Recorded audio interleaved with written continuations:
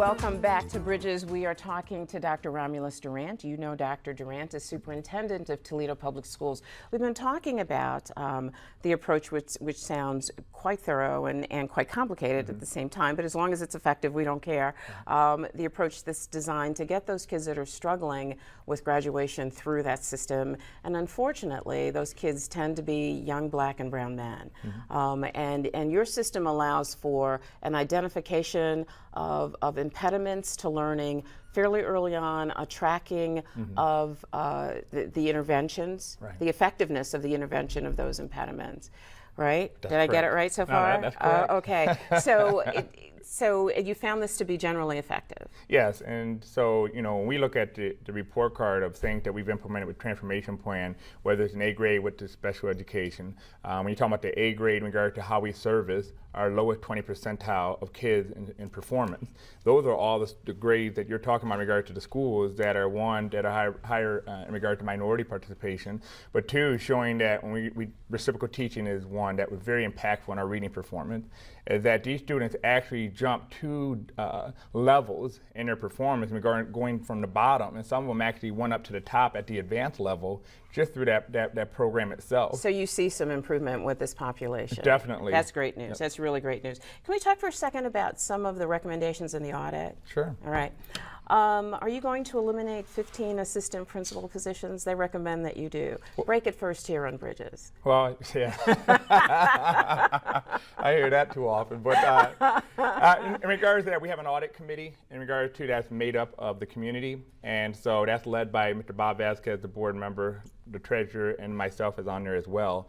And those are where the decisions, because it's going to be a community base in regard to getting input, in regard to practices that they think are best for the schools. So 15 assistant principal positions is what the Evergreen Solution group suggested that you eliminate. How did they get there? Do you know? Was it their position that you were overstaffed, or that this was redundant work, or? Understand what, just as the question you just raised in regard to what about our inner city schools and low performers, et cetera. Understand many of them had one administrator in those buildings just based on what we had in contract language, that staffing was based on the number of students that was there. And so when you have students who fell under 400, many of those buildings were staffed with one administrator. So you found schools such as most of our lowest performing schools only having one administrator trying to govern an entire body of students that because they fell under 400, they were only staffed with one administrator.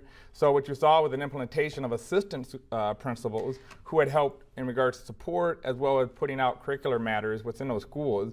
So that's what you find in regard to we based our staffing is based on needs. So you're looking at whether this is a valid recommendation, and these are recommendations for restructure. They're not anything that you're tied to. That is correct. These are just merely recommendations.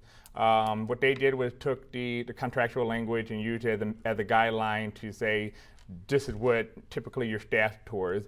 And many of the additions that we've added on was staff based on needs assessment. And what we do is we sit down with the community in regard to our audit committee and say, here is how the staffing was done. And at those point in time, that's when the recommendation will come from the community to our board president. So the community is going to help you make recommendations about staffing?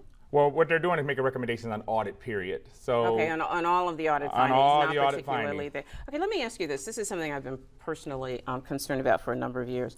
I don't think the way that we currently support public schools is sustainable. You guys you come back to the community to support the levies. The demographics in the community are changing. Right. We're talking about property tax-based assistance. What is your thought about how you all are going to sustain the operations of TPS?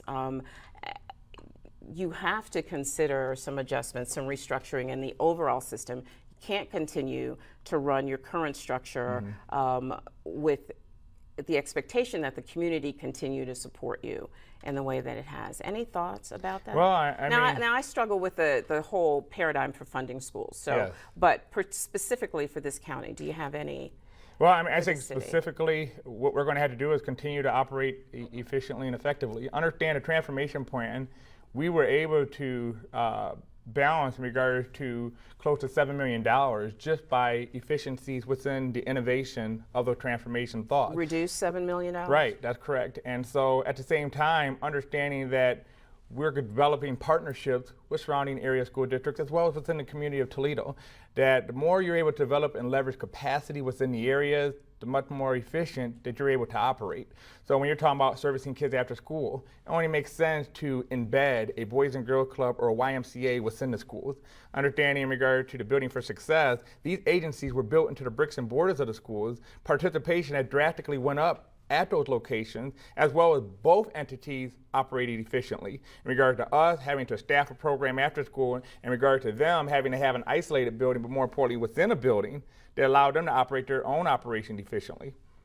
So, and that's helped with your overall, having community organizations within the school body has helped, or the school system has helped you with your efficiencies. That is correct, is that the more we're able to leverage our surrounding agencies who are already doing this work and already have sustainable fund to do the work, it only makes sense. Takes it away from the school system. That's correct. Okay, That's correct. I get that. I get that. You know, I know that you were particularly proud of your Woe and Mo That's correct. program. Yeah. Who owns the room? The young We man. own the room. I have been a million places and heard that echo throughout the room. That's pretty cool stuff. Yes. How's that going? It's going great. Young Men of Excellence and Young Women of Excellence. We're up at around about 1,600 students throughout the district. You know what, they energize me each and every day. I just met with them yesterday. They actually did the meet, greet, and ushering at the adult education graduation ceremony yesterday. We have an event coming up on January 9th with John White, who's coming from the White House. I've been working on this gentleman to get our group down to DC. But we're currently continuing to progress along. We got a can drive right now going on. Do you want to tell people who these kids are, Yeah, actually? these young individuals are throughout the school district. And we have 1,600 out of about 32 locations. And one of the things is that we were giving these kids a support system within the school, but more importantly, a peer-to-peer support system with each other, and developing how to engage in dialogue, how to support each other in regards to loving each other, and these things have And shown, respecting each other. Yes, Respecting each other. and you know, and we dress them up. Our young men wear bow ties and ties, Yes, they and do. they actually wear them to school now. You know, 3 days out the week they're dressed up, and our young ladies are wearing skirts and you know, formal vest. And so one of the big things is just they said we want to develop a self-esteem and confidence that when you walk into a room, you should feel that you own the room within your presence and your expectations. And so it has had a huge return in regard to kids wanting to come to school, kids wanting to be part of something, but more importantly, how they socially interact. And that is key when you're talking about success, because right now they're saying that the high probability of completion in high school and college is now peer-to-peer support That's right. than it is in the home. That's because exactly right. your child is around someone for 6.25 hours a day, and who they're around can really impact who they become. Absolutely. Yeah. So is that program throughout your school system? I know it was at Martin Luther King It's for a throughout while. the Now school it's district. throughout the Yeah, district. it's throughout the school. I mean, Woodward alone had 200 members in their location. Wade High Really? School, we just started this year and jumped up to 160 members in their location. And so it That's so shows cool. that everyone's not going to be an athlete, everyone's not going to be a musician, but everyone wants to be part of something. Something, And I said right. is that we have youth every day joining into inappropriate activities with their own youth, is that we haven't provided them enough opportunity of constructive grouping. And so I said, when I wear these on my sleeves and I wear this on my collar, is that I'm seeing youth in the community wearing different logos on their necks and different tattoos on their forearms that are representing street names and project housings because they're looking to be part of something, and we haven't provided enough in the community for them to be part of. Wow, that's fabulous. Fabulous approach. So in addition to this as your priority, Yo and Mo, what are some of your other priorities? In regards to one, the youth group, two, continuing to be embedded in not only the faith-based community, but the business community. How do you embedded? What do you mean? I'm out, just for instance, this week, presenting at Toledo Club for the Chamber of Commerce, presenting in regard to the Rotary. I didn't realize there were so many Rotaries in this area until I started presenting to them. Yeah. But the reality is you have to get out there, get the message out, but more importantly, allow them to hear your vision and hear your approach to education. And so by doing this allows business, because I need industry into the classroom. I can't have the two separated, is that once kids begin to see the industry, they begin to tie and connect what they're learning in the classroom and where it carries over to. But more importantly, allow the industry they have a recruiting ground in regard to filtering kids between school and to jobs, and that jobs are waiting on them opposed to them leaving out looking for jobs. Yeah. And so these are the presentations in regard to looking to build co-ops as well as collective internships that kids who are going particular career tracks can actually begin to start becoming exposed to those industries, similar to what we do to the Technology Academy. You have Chrysler, you have General Motors, who are all there working within the classroom with the kids, allowing them to go out into the industry and work within the plants.